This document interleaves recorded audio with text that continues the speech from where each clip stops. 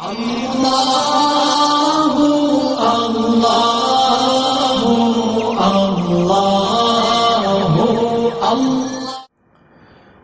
الحمدللہ وکفا وسلام علی عبادہ الذین اصطفیٰ، اما بعد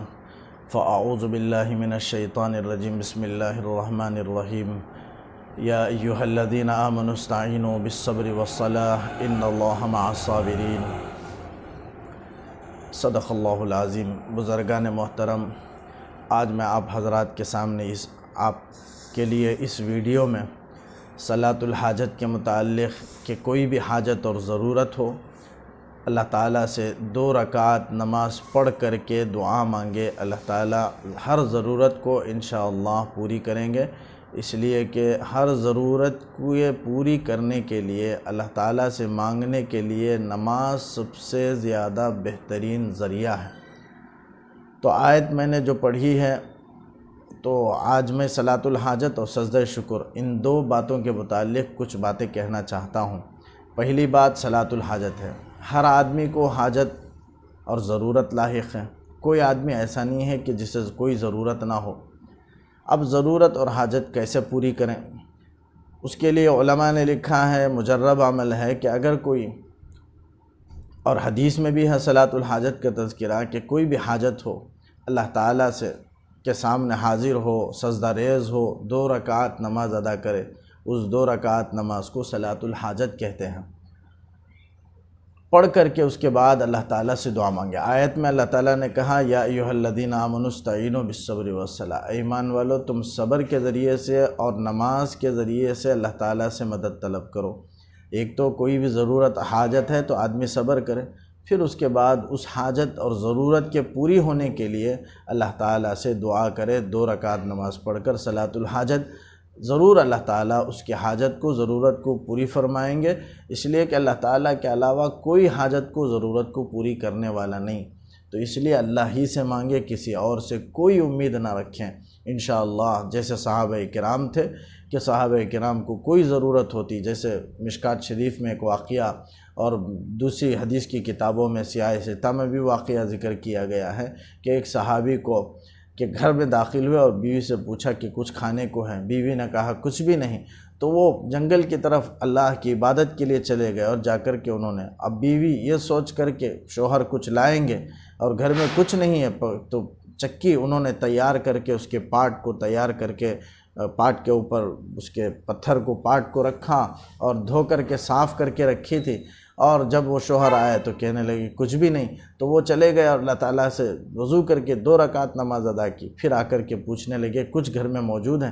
تو انہوں نے کہا کچھ بھی نہیں، تو صحابی نے سمجھا کہ میری نماز میں کوتاہی ہے اور کمی ہے، ورنہ نماز تو اللہ سے حاجت اور ضرورت پوری کرنے کا ایک ذریعہ بھی ہے، اسے اللہ کے رسول نے بتلائی بھی، صلاۃ الحاجت، نماز کا نام ہی صلاۃ الحاجت ہے، یعنی حاجت اور ضرورت پوری کرنے کے لیے نماز، اس نماز کا نام ہے۔ تو صحابی دعا کیے، خوب دعا کی، جس طرح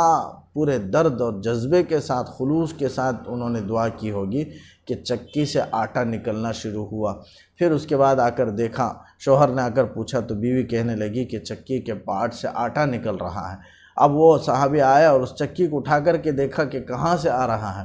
تو پھر وہ آٹا بند ہو گیا۔ پھر اللہ کے رسول صلی اللہ علیہ وسلم کے سامنے تذکرہ کیا گیا، تو اللہ کے رسول نے فرمایا کہ اگر وہ صحابی اس چکی کے پاٹ کو نہ اٹھاتے تو قیامت تک وہ اس جگہ سے آٹا نکلتا۔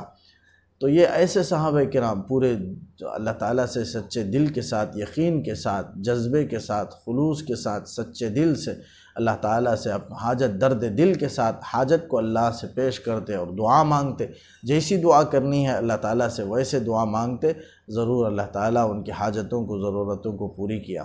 آج ہم اسے معمولی سمجھیں اور یہ سوچیں کہ ہماری نماز میں کوئی دم نہیں اور دعا سے ایسا حال نہیں ہوگا، یہ ہماری ایمان کی کمزوری ہے۔ اگر صحیح معنوں میں سچے دل سے اگر توبہ اللہ تعالیٰ سے مانگے ضرورت کو، درد دل سے، تو اللہ تعالیٰ ضرور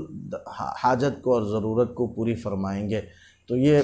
2 رکعت نماز پڑھ کر کے دعا مانگے، ضرورت انشاءاللہ ہر ضرورت پوری ہوگی۔ کتنی انسان کے ساتھ ضرورتیں ہوتی ہیں، اہم ساری ضرورتیں انشاءاللہ حل ہوں گی، دنیا کی بھی اور آخرت کی بھی۔ ایک اور دوسری بات، سجدہ شکر کے سلسلے میں فقہا نے لکھا ہے، اس میں اختلاف ہے سجدہ شکر کے سلسلے میں۔ سجدہ شکر کہتے ہیں کہ کسی نعمت کے ملنے پر اللہ تعالیٰ سے شکر ادا کریں، اس نعمت کے عطا ہونے پر اللہ تعالیٰ کے دربار میں سجدہ شکر بجا لائیں، شکر ادا کریں، اس کو سجدہ شکر کہا جاتا ہے۔ اور اس کا طریقہ یہ ہے کہ جس طرح سجدہ تلاوت کیا جاتا ہے، کھڑے ہو کر اللہ اکبر کہہ کر کے سجدے میں جاتے ہیں، پھر اٹھتے ہیں اور سجدے میں سبحان ربی الاعلیٰ پڑھتے ہیں، بالکل اسی طریقے سے کوئی نعمت آدمی کو حاصل ہو اور اس کی خوشی میں آدمی اللہ کے سامنے ایک سجدہ کرے۔ جیسے ہم نے دیکھا ہوگا کہ کرکٹ کے میدان میں کرکٹ پلیئر جب جیت جاتے ہیں تو اس کے بعد فوراً وہ سجدے میں گر جاتے ہیں۔ یہ سجدہ شکر ہے کہ کوئی بھی نعمت ملے، کامیابی ملے، فوراً اللہ تعالیٰ کے دربار میں سجدہ ریز ہو جائے، ایک سجدہ کرے جس سے سجدہ تلاوت کیا جاتا ہے اور اس پر بھی ثواب دیا جاتا ہے۔ اسی قول پر فتویٰ ہے اور یہ مستحب ہے سجدہ شکر۔ لیکن امام ابو حنیفہ رحمۃ اللہ علیہ کا اختلاف ہے، امام ابو حنیفہ رحمۃ اللہ علیہ فرماتے ہیں کہ مکروہ ہے، لیکن جائز ہونے میں اختلاف نہیں ہے، اس کے مستحب اور مسنون ہونے میں اختلاف ہے امام صاحب اور صاحبین کے درمیان۔ امام صاحب فرماتے ہیں کہ مکروہ ہے، بلکہ شکر ادا کرے 2 رکعت نماز ادا کر کے، یہ امام صاحب کا کہنا ہے۔ ورنہ صاحبین کہتے ہیں کہ اگر 2 رکعت نماز ادا نہ کرے، صرف سجدہ بھی اگر کر لیں تو انشاءاللہ وہ سجدہ شکر کے بجا لانے کے لیے شکر کے ادا کے طور پر ہوگا اور اس پر ثواب بھی دیا جائے گا۔ یہ صاحبین کا قول ہے اور اسی پر فتویٰ ہے، اور مطلب یہ ہے کہ ہر آدمی نعمت کے ملنے پر سجدہ کر سکتا ہے، جائز ہے، لیکن اس کو واجب یا سنت نہیں سمجھنا چاہیے۔ ورنہ اگر کوئی واجب یا سنت سمجھ لے اور اس کے سنت ہونے کا اعتقاد کر لے تو پھر مکروہ ہو جائے گا کوئی بھی عمل۔ اس لیے واجب اور سنت ہونے کا اعتقاد نہ کرے، بلکہ سجدہ کر لے، جائز ہے، انشاءاللہ اس پر ثواب بھی دیا جائے گا اور یہ شکر ادا کرنے میں داخل ہوگا۔ اللہ تعالیٰ نے کہا لئن شکرتم لازیدنکم، اگر تم شکر کرو گے تو ضرور بھی ضرور میں اضافہ کروں گا، یہ اللہ کا وعدہ ہے۔ اس لیے شکرانے میں نعمت کے ملنے پر سجدہ ادا کرے، اور اس کے لیے سجدہ تلاوت کی طرح طہارت شرط ہے، جیسے سجدہ تلاوت کے لیے طہارت شرط ہے اور پاکی کے ساتھ وضو کے ساتھ باوضو سجدہ کرے، بالکل اسی طریقے سے سجدہ شکر میں بھی طہارت ضروری ہے، وہ بھی سجدہ تلاوتی کی طرح ہے، شکر ادا ہوگا اور اس کا فائدہ یہ ہوگا کہ اللہ تعالیٰ نعمت میں اضافہ فرمائیں گے۔ تو کوئی بھی نعمت ملے اللہ تعالیٰ کے سامنے سجدہ شکر بجا لائیں اور ایک سجدہ کرے، ہو سکے تو 2 رکعت نماز ادا کر کے اس نعمت کا اللہ کا شکریہ ادا کرے۔ بس یہ 2 باتیں تھیں۔ اللہ تعالیٰ سے دعا ہے کہ اللہ تعالیٰ عمل کی توفیق عطا فرمائے اور نعمتوں میں خوب سب کو اضافہ فرمائے۔